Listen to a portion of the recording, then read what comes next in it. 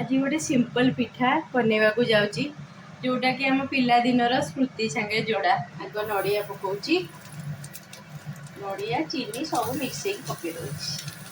नड़िया चीनी तो नुहे मिश्री गुंड यहाँ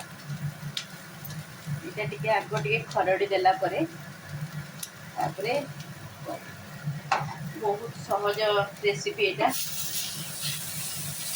जो मैंने देखुए कहे यहाँ बहुत सहज कि मोर पिला दिनर आशा तो अच्छी गोटे स्मृति से मुझे देखे कहूँ यहाँ आज करने को जो भाविली आमर बो कथा मन पड़गला। बो आमको पिला बेले एमती करके आम स्कूल रे पढ़ला बेले आमती करके दौला। एबे तो बो ना किंतु ये रेसिपीटा बनैला बेले ता कथा बहुत मन पड़ जाऊँगी। ये पिठा कला बेले मन पड़ जाए केमती आम सब भाई भौणी एकाठी बस खाऊलु से मजा सब कुआड़े पड़ेला। विशेषकर यहाँ मोर भारी फेवरेट थिला ये पिठाटी।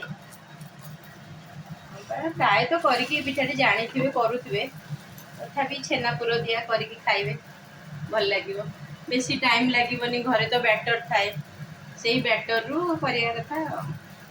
युड़ा सब जो गम्मा पुनई चित्तौ आईटा हुए एपेका पिला किंतु आर टेस्ट जानी पारे से माने कहे ये कौन ये पिठा करी खाऊच। आपको सब दरकार पिज्जा बर्गर चाउमीन आजकल तो मायोनीज आसीगला खाली सबू जिनस मायोनीज जहाँ हो आज मन थिला करके देखली।